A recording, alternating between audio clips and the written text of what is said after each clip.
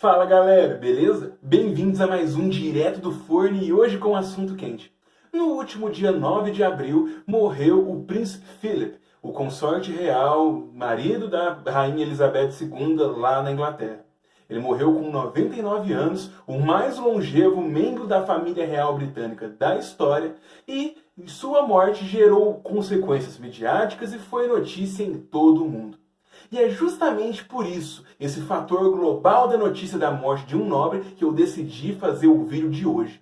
Por que será que a gente dá tanta atenção quando um nobre inglês falece e não dá a mesma atenção quando, por exemplo, um membro da família real dinamarquesa, sueca, japonesa morre? Antes de seguir com esse papo, você já sabe. Deixa aí o gostei no vídeo, se inscreve no canal e se curtiu, compartilha com os amigos. Galera, rumo a 1.600 inscritos. Lembrando sempre que eu deixo aqui na descrição as referências para o vídeo que eu faço, assim como também as redes sociais, com foco para o meu Instagram, que eu estou fazendo conteúdo diário sobre história e política e tá bem legal. Segue lá.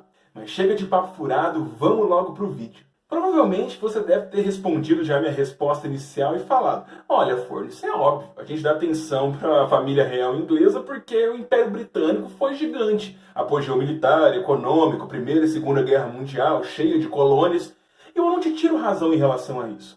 O problema que a gente tem é ignorar que isso tudo foi uma construção histórica recente que visou a sua exploração midiática e também as suas consequências culturais. É uma questão de sobrevivência da família real fazer com que ela esteja ainda presente na mídia. E não é à toa, não é meramente um reconhecimento, é também uma posição ativa por parte deles. E é importante a gente entender esse processo de mediatização, de apogeu do Império Britânico, voltando justamente para o seu momento de nascimento e crescimento.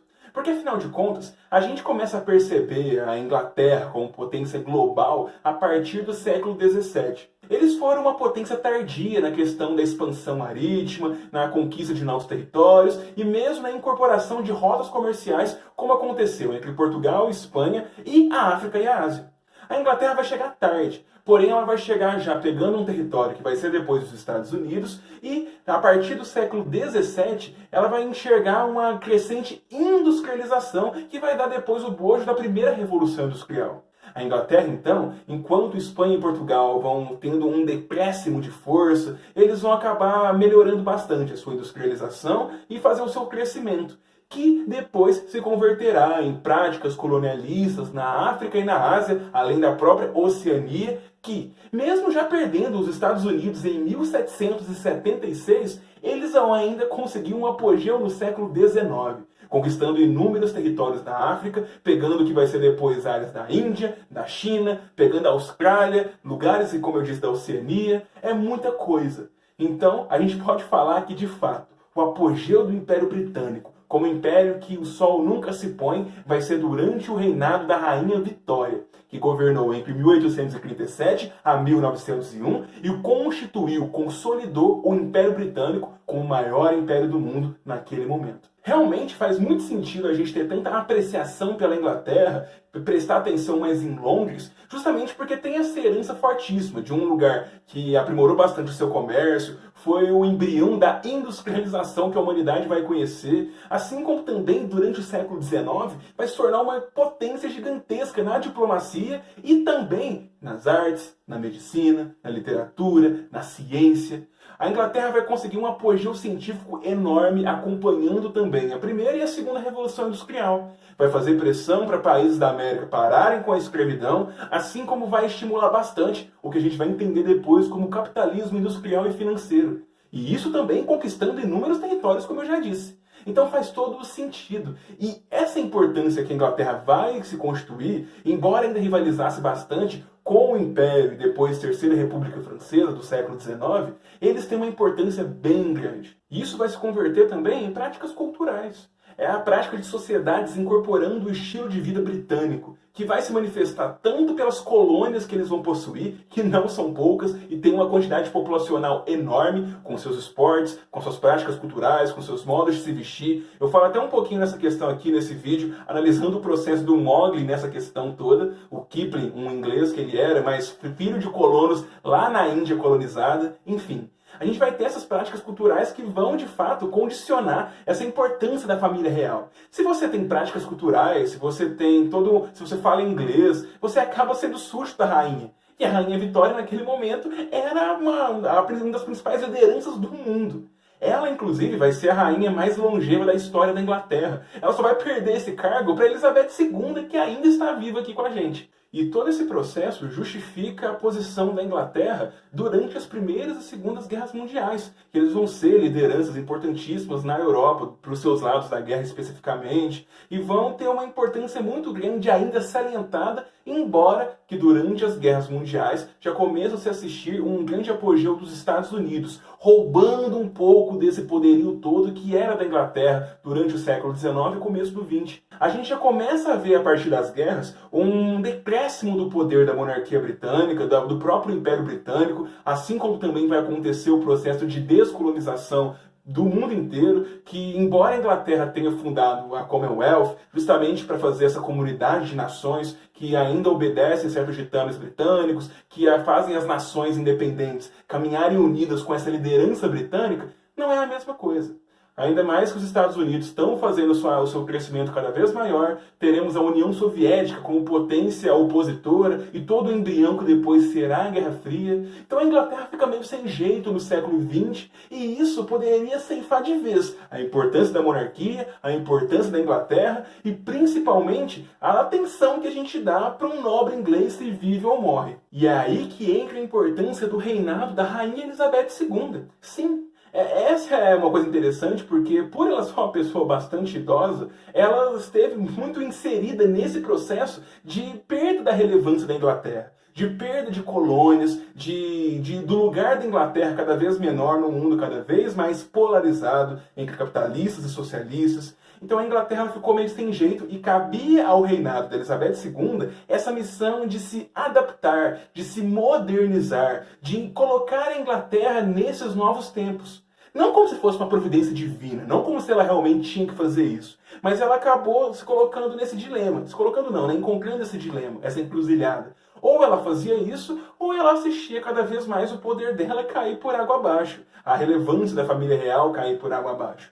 E é bem interessante como ela vai colocar a família real britânica ainda com uma posição cultural, simbólica, de grande poder para os ingleses, assim como ela ainda vai fazer bastante propaganda dela mesma e da família real nos roteiros que ela vai fazer pela comunidade das nações. Então, assim, na série The Crown, eles mostram isso muito bem. Da Rainha Elizabeth II, logo no começo do reinado, visitando todos os lugares que fazem parte da comunidade das nações, justamente para consolidar a figura dela como uma liderança.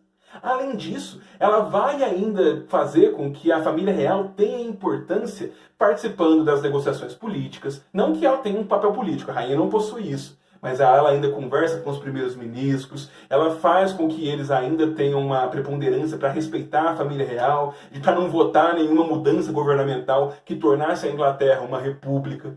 Assim como também ela vai saber fazer o jogo dela de relações públicas, que depois vai ser passado para os filhos dela. Claro, a gente vai ter sim uma resistência e vai ter muitas pressões que vão fazer ela agilizar a modernização. Questões como eles se aproximarem da imprensa ou da família real mesmo ter mais trato com o povo. Vão ter muitas problemáticas que a série The Crown, inclusive, aborda muito bem. Só que não tira o mérito que realmente durante esse reinado vai ter uma inserção, um novo papel para a família real em tempos que eles não são mais a maior potência do mundo. E é bem interessante que o próprio príncipe Philip vai ter uma importância muito grande nesse contexto. Porque aonde a Rainha Elizabeth II ainda vai ter dificuldade em modernizar, em se adaptar, ele vai dar uma forçada. Ele sempre foi esse cara que queria que a família real se sintonizasse com os novos tempos. Ele que quis televisionar a coroação da Elizabeth II, quando aconteceu no início da década de 50. Então já vejam essas questões. Então vai ter de vários núcleos, de vários personagens, dentro e fora da realeza, essa pressão para a família real ainda estar inserida nessa propagação midiática, nesse papel cultural. Vocês podem ter falado, por exemplo, dessa questão dos filhos, que, bom, são os filhos, né? Mas acaba que eles também, por muito tempo, vão ter uma propensão muito grande a serem midiáticos. O príncipe Charles ele foi muito durante a década de 70 e 80 caçado por câmeras e repórteres. E quando ele começa a se envolver com a Lady Di, a princesa Diana, que também ela foi fantástica em relações públicas para a família real, aí realmente a relevância se tornou gigantesca. E a família real continuou se inserindo nisso, fazendo com que os casamentos reais fossem de grande propensão cultural, fosse um instrumento muito forte de manutenção do poder ali simbólico, assim como também os funerais dos membros da nobreza, também os comentários e as participações e discursos em eventos públicos por partes dos membros da realeza. Então, assim, eles lutaram bastante, até nos últimos tempos, agora já no Príncipe William, no Príncipe Harry, todas as questões para eles se manterem relevantes. E isso tem toda uma consequência. A gente se importa, a gente fica sabendo quando um príncipe, como o Príncipe Philip, morre. E é isso, galera. Espero que tenham curtido esse vídeo, entendido um pouco mais sobre o processo de relevância, de perda de relevância, de readaptação dessa relevância que a família real passou, e entender que tem um fator muito interessante cultural, que faz parte até da sobrevivência da família real e da própria política inglesa, que faz com que nós ainda sejamos todos culturalmente, intelectualmente, súditos da Rainha Elizabeth II ainda. Claro que vai ter gente que é mais republicana, quer que corte a cabeça, quer que acabe aquela porcaria, mas tem gente que vai curtir ainda e vai entender o papel simbólico que eles representam e vão dar um valor para isso, que não é algo que deveria ser substituído. É um debate também se deveria se manter a família real ou não. Eu não vou colocar partido aqui, mas é interessante a gente ver como eles ainda são alvo, inclusive, de discussão. Se deveria realmente manter ou não a família real britânica. Então é bem interessante que eles se mantenham relevantes e eu acredito que ainda vão continuar, caso a família real se mantenha, relevantes por um bom tempo. Até porque os príncipes, eles adoram mexer com as redes sociais, com as relações públicas, e também é uma coisa que envolve a própria sobrevivência dos seus privilégios. Então tem que ter essa noção, uma sobrevivência. Não deixe de se inscrever aqui no canal e eu vejo vocês no nosso próximo vídeo na segunda-feira. Até lá!